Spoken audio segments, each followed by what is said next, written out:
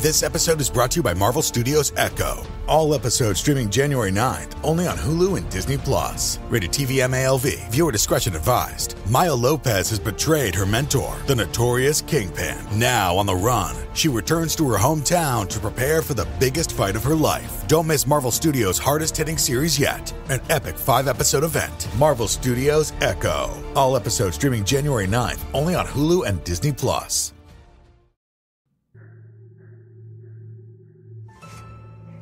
Hello, and welcome to Scare You to Sleep. I'm your host, Shelby Scott. Before we begin with tonight's story, just a few quick reminders. First is that I am now taking submissions for kids and teen stories for this year's Kid and Teen special episodes. You can send them to scareyoutosleep@gmail.com.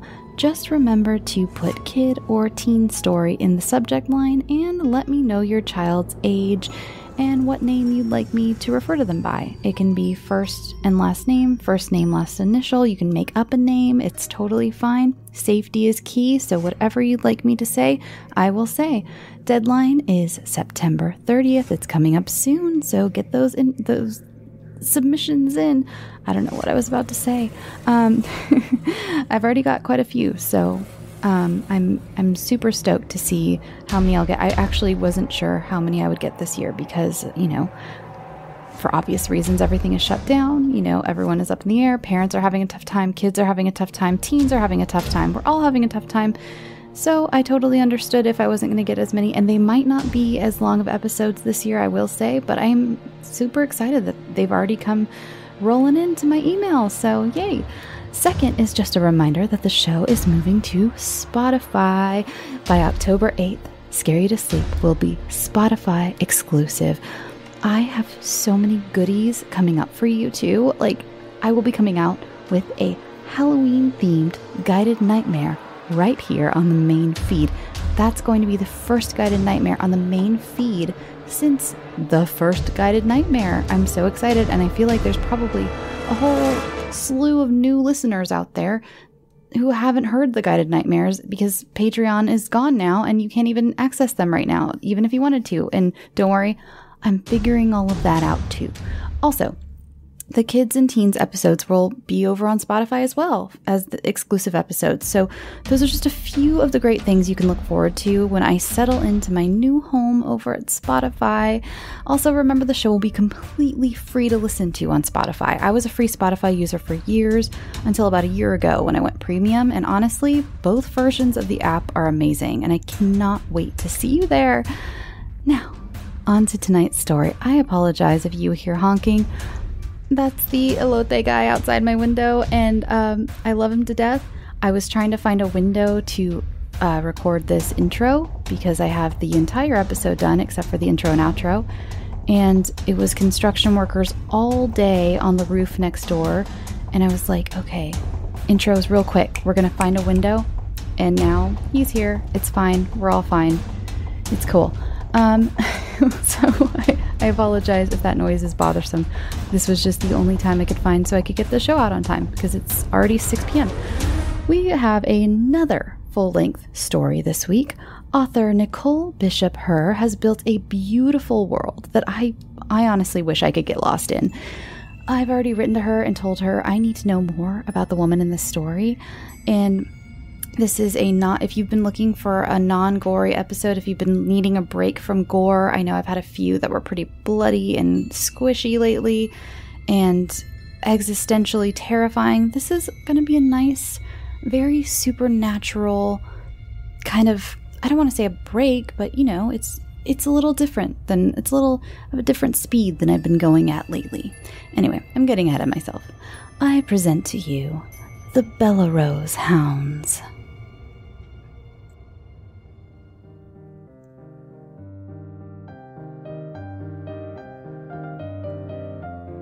It had been common knowledge for generations that Miss Bellerose was a little strange. No one was quite sure exactly what had happened or why she was so odd, and it wasn't something people usually talked about too much. She came up in conversation every once in a while, and I grew up believing the whole town was terrified of the poor old woman. I didn't know too much about her, but I had always been fascinated with a woman. This was due in part to her being our only neighbor for about half a mile, and an old framed photograph in our dining room of Miss Bellerose and my great-grandfather Henry. We lived in a historic town called Burley, just off the coast. The hill our houses sat on overlooked the brownstone town below us, and on a good day, we could nearly see the ocean in the other direction. My great-grandfather Henry worked for Miss Bellerose's father, Benjamin Augustus Bellerose XII.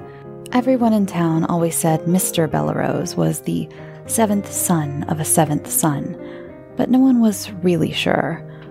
I had always chalked it up to being an old wives' tale. Mr. Bellerose Sr., his father, had built their house. Everyone knew they had lots of money and owned half the town. My great-grandfather Henry and Ben Seven were the best of friends in the early 1900s, and that's how my family got their fortune. My great-grandfather and Ben Seven made Burley into the lovely little town it was, and almost 200 years later, the town still celebrated my great-grandfather's birthday. I remember standing in the dining room, staring at the picture of my great-grandfather and Miss Bellerose, and being so jealous that she had known him. Henry Peabody had a grave in the local cemetery, but his body wasn't actually there. He had gone off in a boat off the coast and never returned, decades before I was even thought of. It was only a few years after my grandfather was born, and his wife was widowed at only 25. It was the saddest story in my whole family.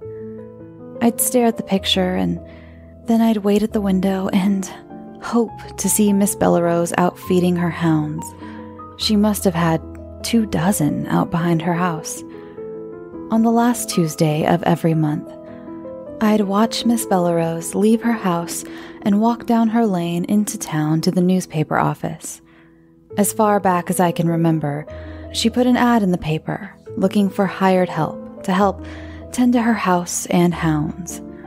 My grandmother told me she had been doing it as far back as she could remember too, but nary a soul had ever answered the ad. The newspaper stopped charging her for the ad sometime in the late 80s, feeling sorry for the old woman.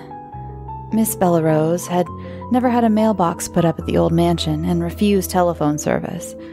I figured she probably had no use for the internet or cell phones either. We never saw her much, except for when she went to the newspaper office, when she was feeding her hounds, or when she had groceries delivered at her doorstep. She never answered the door for the grocery man, but he pulled the chain and we could hear the massive bell ring in our living room, and her hounds would howl every time. She'd wait until he left and was all the way down her lane before she opened her door and shuffled in the groceries. The only time we ever saw her answer the door was when the grocery man had taken ill and the groceries were delivered by a lady. They talked on her porch for quite a while before Miss Bellerose took her groceries inside. I always figured she must be so lonely. My mother would pull me away from the window when I was really little, and she'd tell me I was being a peeping Pam, and it wasn't kind to watch people when they didn't know you were watching. By the time I was 16 and hadn't given up on watching Miss Bellerose, my mother stopped worrying over it so much. I always found it so curious that our families were steeped in history together, but we never made any motion to check and see if the old lady was all right. We just went about our lives as if she didn't really exist, a mere 100 yards from our own front door. By the time I graduated high school and started at the local university, just a town over, my grandmother and my father had passed away. It was just me and my mother in our house. I was always looking for some way to get away. I remember it clearly, just as if it were yesterday. I sat in the dining room at the window, daydreaming about my great-grandfather being lost at sea, when I remembered it was the last Tuesday of the month. I turned around in my seat and stared over the hill at Miss Bellerose's mansion. The giant, dilapidated home was in shambles. The paint peeled along the siding, and the roof looked more like a moss garden than shingles. Her yard was brown and overgrown in places, and I imagined it must have been so lovely in its prime. Just a short while later, Miss Bellerose appeared on her porch in a long powder blue dress with her hair tied back behind a scarf. She moseyed down her lane, and I watched as her little feeble figure disappeared into the town. I made up my mind right then, and there wasn't anyone in the world who would be able to change it. I ran upstairs and powdered my face, checked my phone to see if I had any notifications, and then I ran out and sat by the window and waited for Miss Bellerose to come back home. I watched her amble up the driveway to her mansion, slowly and steadily until she reached the door. She stopped at her front porch and turned to look out over the hill. She spent a good few minutes just staring off over the town before she went inside. I could feel my heart pounding in my chest. With each breath I took, I could hear my heart beat faster and faster. Today was the day. I jumped up out of the chair and thought maybe I should leave my phone at home. I wasn't sure what kind of newfangled technology Miss Bellerose was used to, and I'm sure she had no interest in Facebook or Twitter. I placed my phone on the table by the door and made my way out the door and across the overgrown path that used to connect our yards. The little white fence loomed before me, the gate unlocked as it had been for generations. The yellow rose bushes that lined our side of the fence flourished, sweet yellow blossoms as big as saucers up and down the fence. I opened the gate and peered at the brown stems and rotten leaves of what were once white roses lining the fence on the other side. Without any hesitation, I made my way up the path to the door and pulled the great chain hanging on the porch. The bell tolled twice, and the hounds howled from the backyard. I waited patiently as anxiety started to overwhelm me. I'm not sure how long had passed when the massive wooden door pulled inward with a creak. "Hello?" she said, and if I hadn't been listening intently, I would have thought her voice was only the hinges of the door creaking again. "Oh, hello," I said jovially. "I'm here to answer your ad in the paper." I stepped forward just a little, but stepped back awkwardly as Miss Bellerose made no move to open the door any further. I stared at her, my jaws starting to hurt from smiling at her. She was old and frail, but oddly very beautiful. Her skin was thin as paper and pulled taut against her high cheekbones and rigid jaw. I suddenly felt silly for believing her to be small, for now that I was standing before her, I realized she was a whole head taller than myself. "The newspaper ad?" Her words came slowly, unsure. It was almost as if her voice had disappeared from disuse. "Yes, ma'am. My name is Eleanor Peabody. I live next door."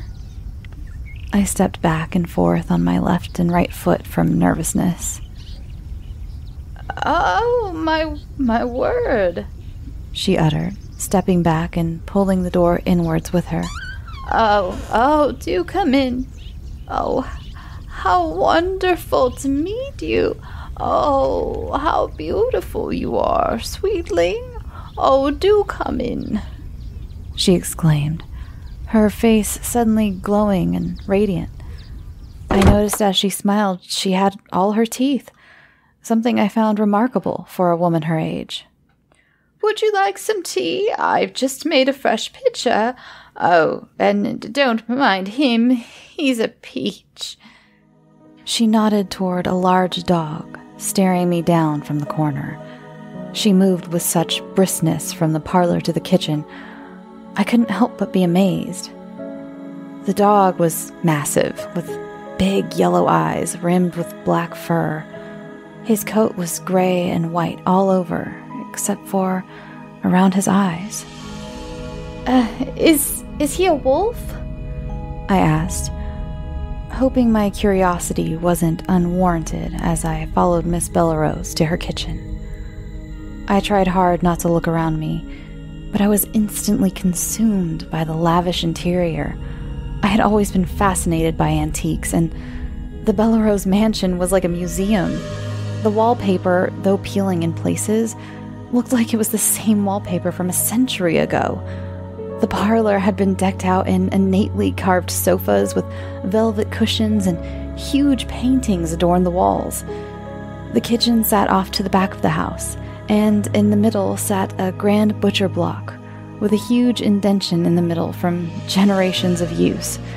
The whitewashed cabinets were fading and worn, and two of the doors hung off their hinges. It was like a tomb of the Victorian era, untouched all these years. Oh, dearie, no, he's not really a wolf, just a mutt, like the rest of my hounds. Let's have a sit in the dining room, and you can take a gander at what I need to have done around here. And you can tell me a little bit about yourself. And we'll have some tea. Miss Bellerose uttered as she grabbed an ice bucket from her freezer, with a pitcher in her other hand. She waltzed into the formal dining room, and again, my breath was taken away by the gorgeous dining room table and chairs. The room itself was enormous, with seating for at least a dozen people, and huge windows from the floor to the top of the cathedral ceiling. The light from the afternoon lit up the house, and I realized there was no need for light bulbs in a place like this. She plucked ice from the bucket and plopped it into the glasses and poured the tea. Then sat down at the end of the table. I sat in the chair closest to her and watched as the hound lay down at her feet. "Henry," she said, almost whispering. "You look so like your great-grandfather Henry. He was a looker." She smiled, and I could have sworn her cheeks flushed, but it was gone just as soon as I noticed. "Well, I am an old woman, you see, and I have this big old house and all these hounds. I'm just looking for someone to help me tidy up a little bit and feed my dogs once a day. The problem is, sweetling, I've also got too much money for one little old lady." She took a sip of her iced tea and sat down her glass, wiping her lips with a linen handkerchief. I wasn't really certain where she was going with that, so I just smiled and hoped she would go on. "If you are interested, I would pay you $500 a week to come help me out. And I'll be needing help for at least the rest of forever." She laughed a little and took another sip of her tea. I was certain I hadn't heard her correctly. $500 a week? I said, my heart beat so loud I couldn't hear anything else. "That's what I said." She smiled. I couldn't breathe. All this time, all those years of her putting in that ad that no one answered, and here I was, being offered $500 a week to help her out a little bit. It was just my mother and me, and things had been tough with that big house of ours and me trying to go to university. This was a blessing if I had ever seen one. "When can I start?" I said, and she laid her hand on mine and said, "Well, why not today?" Hey there, it's the new year. You've got mood boards and resolutions, and work is back in full swing, and you don't need any extra stress in your life. And Factor's ready-to-eat meal delivery takes the stress out of meal planning and sets you up for success in the new year. Skip the grocery stores, prep work, and cooking fatigue. Instead, get chef-crafted, dietitian-approved meals delivered right to your door, with over 35 meals to choose from per week, including options like keto, calorie smart, vegan plus veggie, and more. Plus over 55 weekly add-ons. You'll have a ton of nutritious and flavorful options to kickstart your resolutions. Forget frantic lunch preps and rush dinners. Factor's 2-minute meals are your secret weapon in the new year. Fuel up fast with restaurant-quality meals, all delivered right to your door. Factor now offers loads of snack options like breakfast, smoothies, juices, snacks, and more to keep me going no matter what's on the schedule. Skip the overpriced takeout trap. Factor is cheaper and way more delicious than takeout. Get chef-crafted, restaurant-quality meals delivered right to your door. They are ready to heat and eat in just 2 minutes, which means more time for you. Need a special occasion meal? Gourmet Plus is the perfect solution if you're looking for fast, upscale options done easily. When things get hectic, Factor is flexible. Change up your order every week with plans from 4 to 18 meals per week. Or pause or reschedule your deliveries anytime. Stress less over meal times in the new year. Factor's no prep, no mess meals free up time otherwise spent on shopping, cooking, and cleanup. No more wasting time in the kitchen. Not only does Factor offer fast, simple solutions when I'm too busy to cook, they also help me stay on top of my goals. With offerings like Protein Plus and Keto, I can stay on track. This is definitely going to come in handy for my New Year's goals. Factor has everything I need for a week of flavorful, nutritious eats. In addition to ready-to-eat meals, they have cold-pressed juices, smoothies, energy bites, extra protein, veggie sides, and more to keep me energized during frantic times. Head to factormeals.com/scareyoutosleep50 and use code SCAREYOUTOSLEEP50 to get 50% off. That's code SCAREYOUTOSLEEP50 at factormeals.com. As many Scary to Sleep fans know, I've been going through a lot of changes in my life. And one thing I've been doing is getting my finances much more organized, and that includes paring down some of the subscriptions I pay for. It feels like everything is a subscription these days, be it for the gym or streaming services or music, the list goes on, and something that has helped me tremendously is Rocket Money. They not only helped me cancel subscriptions that were a pain to try to do myself. Have you ever tried to deal with some of these companies directly? It's just a headache. Rocket Money also alerts me when the subscriptions I did keep go up in price, giving me the ability to weigh my options and keep those little extras that add up oh so quickly in check. Rocket Money is a personal finance app that finds and cancels your unwanted subscriptions, monitors your spending, and helps lower your bills. I can see all of my subscriptions in one place, and if I see something I don't want, I can cancel it with a tap. I never have to get on the phone with customer service. Rocket Money has over 5 million users and has helped save its members an average of $720 a year with over 500 million in canceled subscriptions. Stop wasting money on things you don't use. Cancel your unwanted subscriptions by going to rocketmoney.com/scareyoutosleep. That's rocketmoney.com/scareyoutosleep. rocketmoney.com/scareyoutosleep. And so, time went on like this. I'd wake up and go to class at the university and come straight home to Miss Bellerose's mansion. First, I'd go out back and feed her hounds. Once a day, every day, she would come out back too, and she'd open all their cages, and they would run free through her yard up and down the hill. She must have had 24 hounds, and I swore they were wolves, and she swore they were mutts. All our neighbors had always assumed she was a dog breeder. One day I noticed all the hounds were males, and that a dog breeder couldn't have just male dogs. But I was far more interested in what wonders her mansion had to offer. I started with getting rid of the clutter. It seemed over the years, Miss Bellerose had amassed an impressive amount of old books, magazines, and had an odd infatuation with butter containers. When I got through the first layer of clutter, I started to go through and dust. The first thing to come down were the curtains in all the rooms. The mansion was an amazing sight to behold, all lit up during the day. In the parlor, I found tucked away in the corner a gramophone in pristine condition. Miss Bellerose found me in such excitement she bustled out of the parlor and came back a few minutes later with a great chest full of old records. As the days wore on, we became great friends. I spent most of my time with the old woman. I'd tell her of my life outside the mansion, and she'd listen and giggle like one of my 20-or-something friends. She'd ask me who was courting me and would blush when I'd tell her how dating worked in the 21st century. A few months had gone by, and I swore that the crook in Miss Bellerose's back was straightening out, and her eyes were brighter than ever. We'd go through old photographs, and she'd point out prominent figures from Burleigh over the last few generations.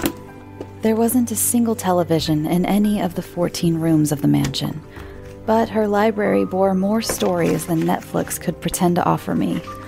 I spent hours in her library, and tucked away in her books, I always found pressed rose petals and flower buds. I once happened upon a love letter with a rosebud pressed flat into its pages. "Oh, Miss Bellerose, look! This is just the sweetest thing." I gently pulled the letter from the pages of the book and handed it to her, still folded. She pulled the rose up to her nose and closed her delicate eyelids as she smelled it. A sad smile touched her face, and she unfolded the letter with her knobby fingers. I watched as her eyes moved over the letter, and tears filled her eyes. She pulled her glasses off and wiped her eyes with a handkerchief and handed the letter back to me.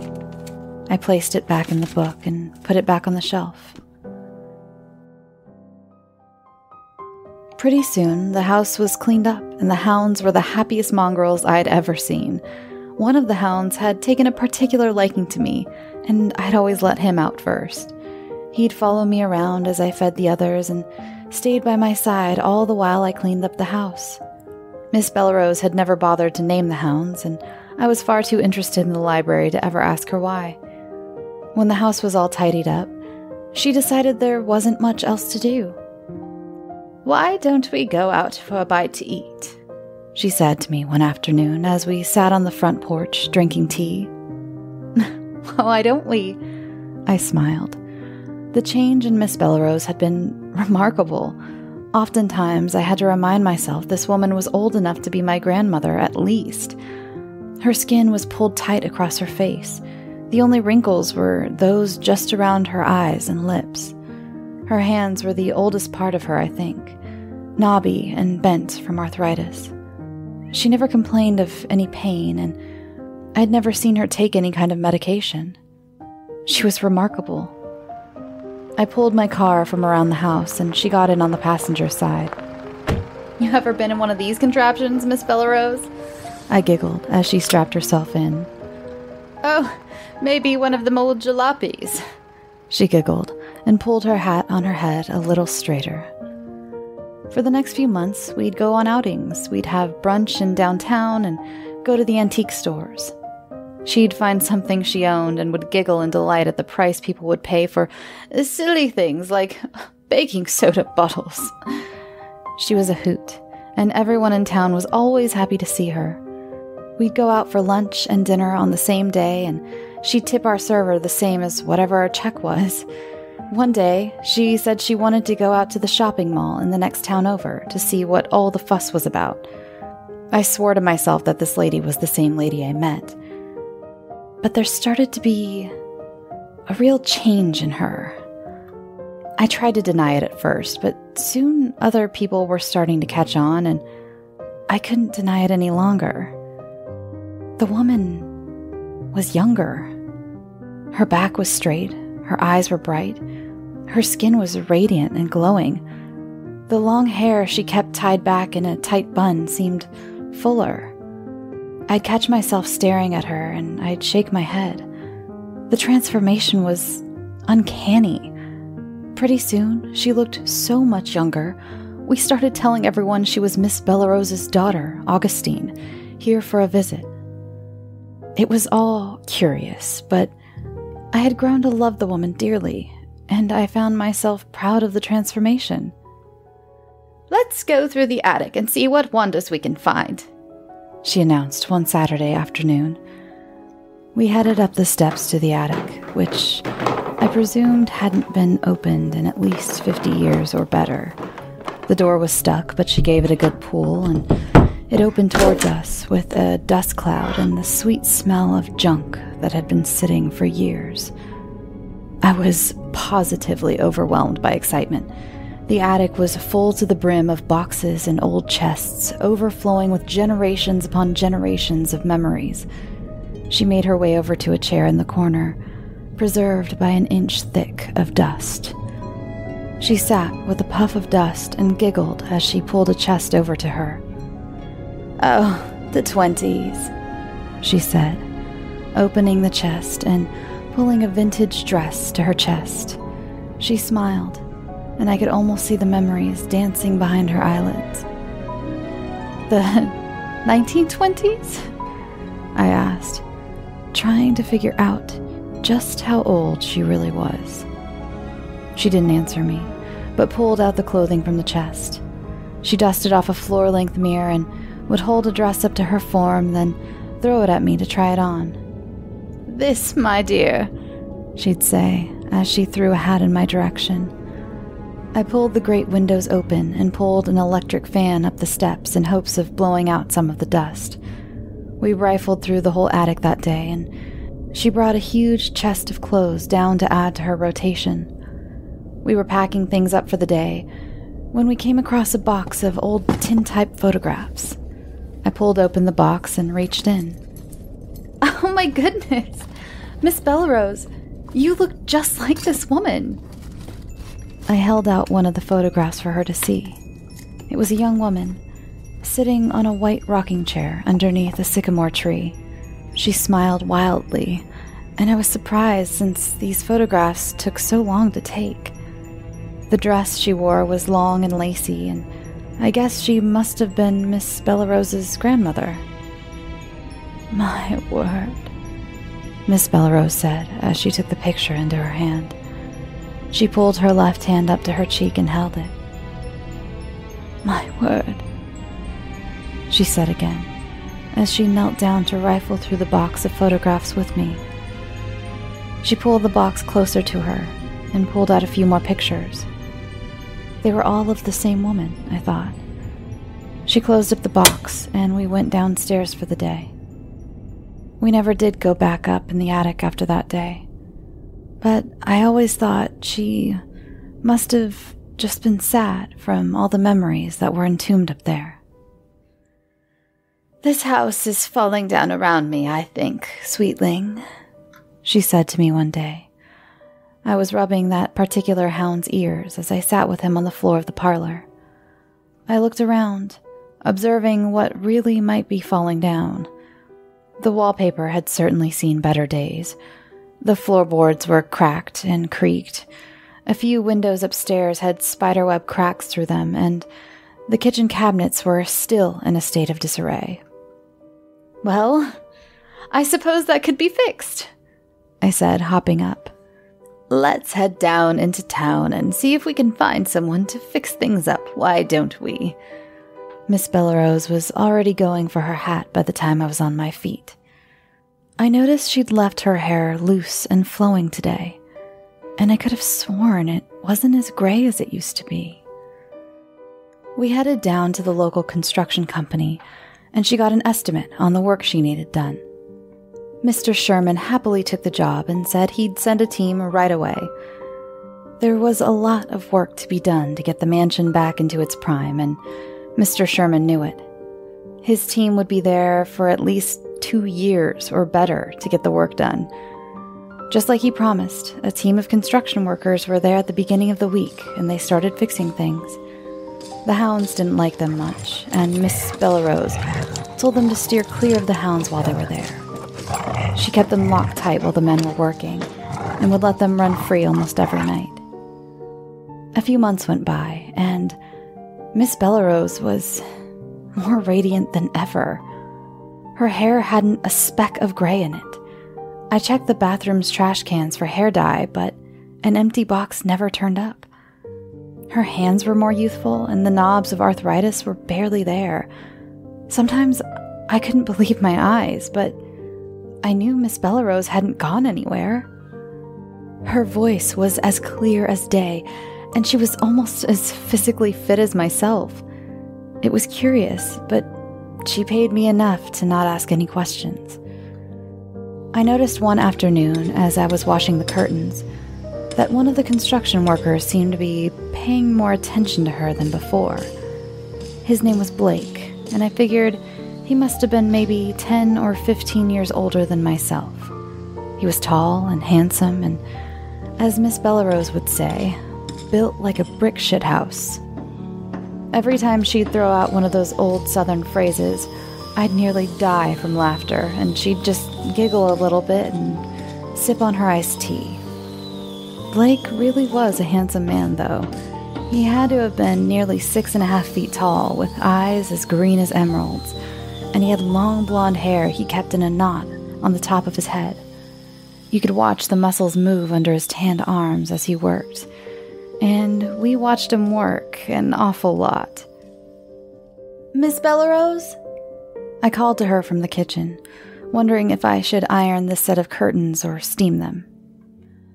"Oh, Peach, why don't you call me Augustine?" she said, as she came around the corner from the dining room.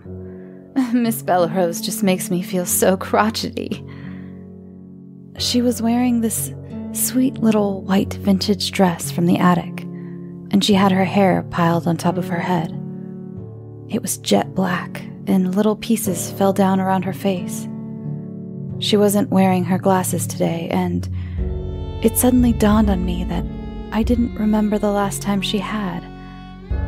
She was strikingly beautiful, and the sight of her almost took my breath away. So from that moment, I called her Augustine, and we went about town, and she said she was Miss Bellerose's granddaughter. We had become the best of friends, and I told her all of my secrets, and begged her to tell me all of hers. I spent more time with Augustine than with anyone else. After the construction team would leave, we'd run around the yard with the hounds and stay up late. She'd tell me stories of generations ago, and she'd laugh so loud the hounds would howl. We'd drive to the beach on the weekends and bring a few of the hounds with us. During the week, we'd go out shopping and come home to check on the construction and go out again. "Augustine?" I said to her one afternoon. We sat in her boudoir. She was in one of her vintage dressing gowns, and me in one she'd given me.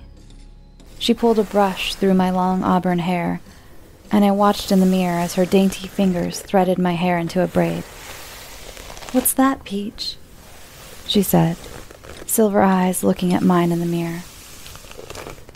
"Blake has a thing for you, I think." I grinned from ear to ear as I watched the color fill her cheeks. "Oh, my word, Eleanor." She let go of my hair and pulled an armchair close to me and fell back into it gently. "A thing?" She giggled helplessly. "Well, I don't think I've had a man have a thing for me in decades."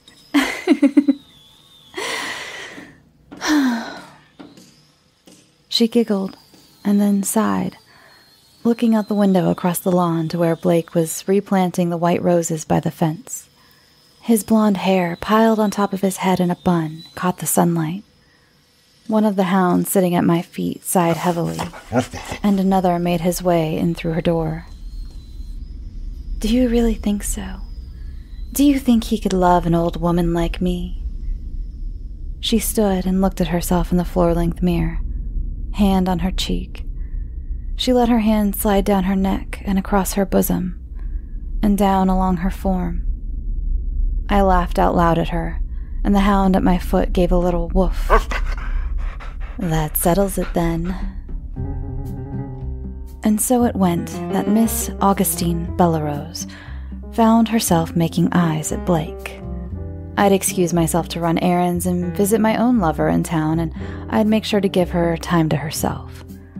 She got herself a phone at the local wireless store, and she'd phone me, and I'd run over, and we'd lay in her bed, and she'd tell me all about how wonderful Blake was up into the wee hours of night.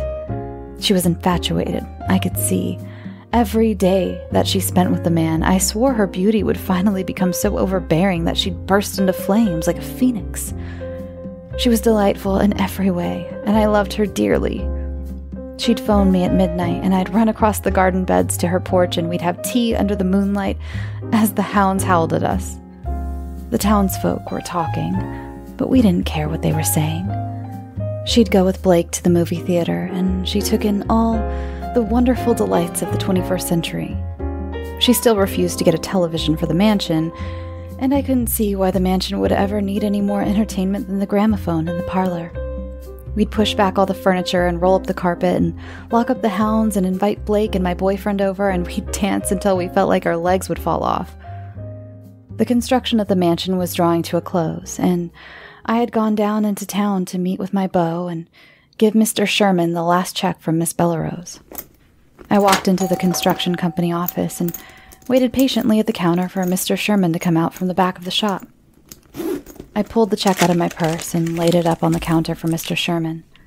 I started to get a little nervous after standing there for quite some time, so I yelled across the counter. "Mr. Sherman? Are you there? It's Eleanor." I yelled into the shop. It was unusual for Mr. Sherman to not come straight to the counter when the bell from the door rang. I waited a few more moments and turned to go when I heard his footsteps behind me. "Miss Peabody?"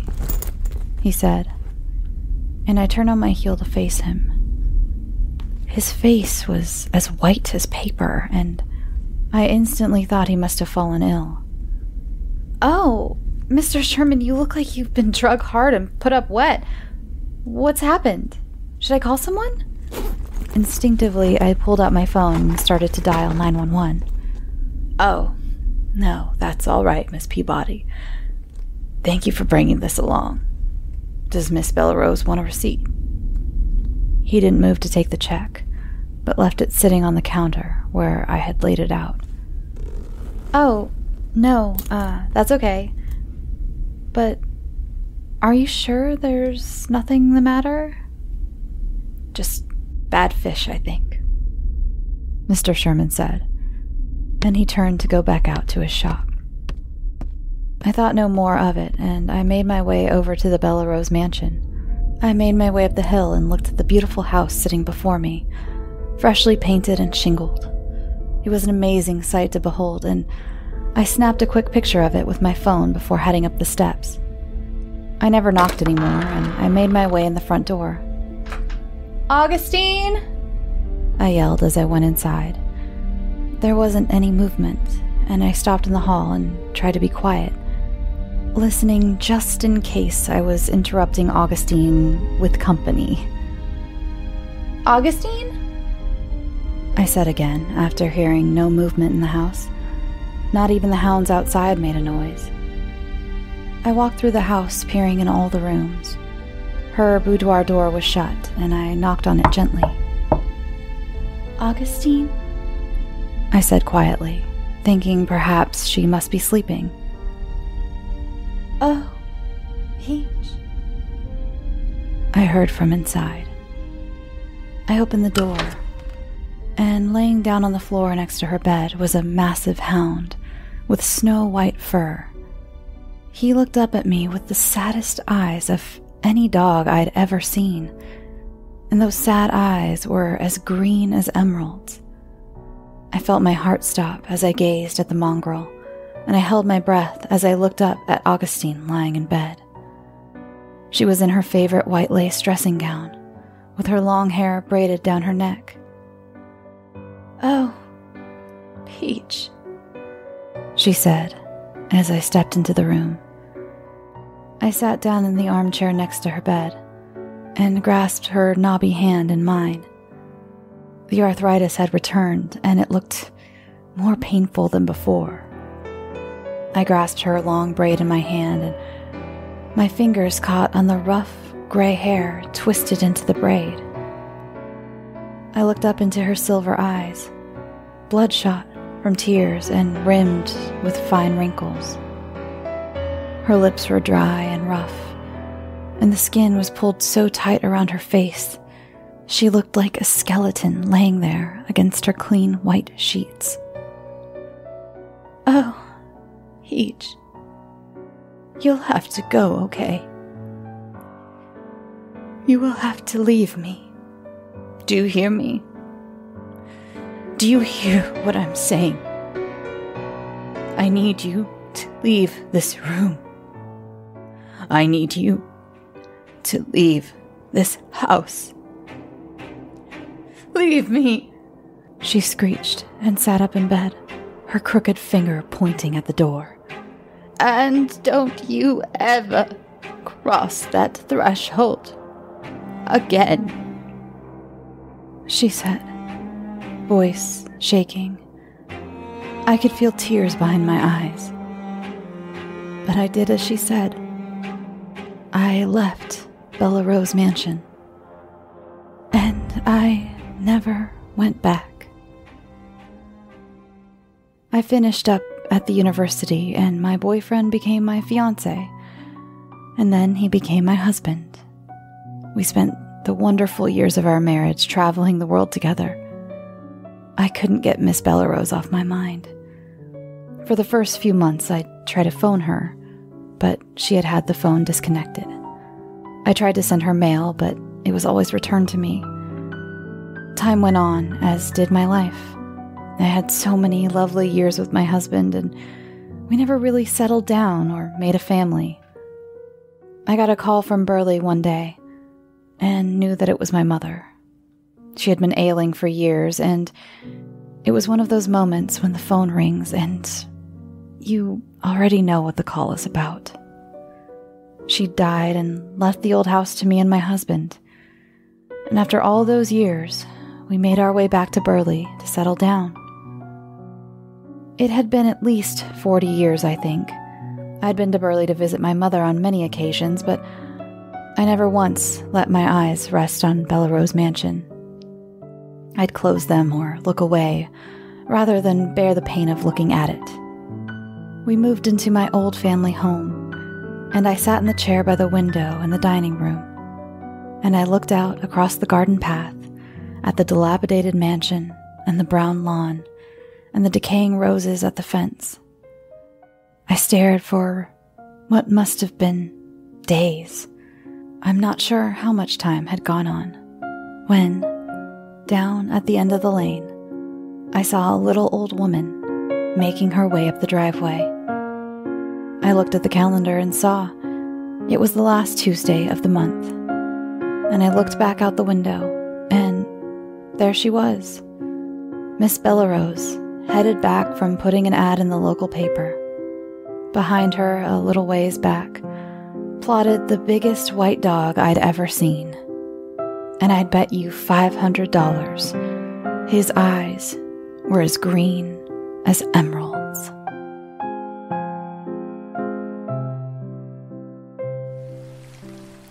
Thanks for listening. I hope you enjoyed this week's story as much as I did, and as much as I enjoyed producing it. Thank you so much, Nicole. I've already bombarded poor Nicole with a bunch of questions about this story. I know she's in the Facebook group, so you can go to the discussion thread that will be up immediately after this is uploaded, and maybe ask her a question or two yourself. Just know that that hound that followed our protagonist around, Eleanor, that was Great-Grandpa Henry, who did not get lost at sea, but he did get lost in another woman's bed, and now, well, you saw what happened. So, you can follow the show on Facebook. Again, you can join the Facebook group, Twitter, Tumblr, Instagram, Reddit. I believe that's all. It's all at Scare You to Sleep. If you want to find my personal profiles, they're usually at Shelby B. Scott. Remember to send in those kids and teen episodes. If you want to send in regular submissions, same email, scareyoutosleep@gmail.com. There's also a submission form on my website, scareyoutosleep.com. I'll be over at Spotify by October 8th. I believe that's all for this evening. So go get some sleep. Sweet dreams.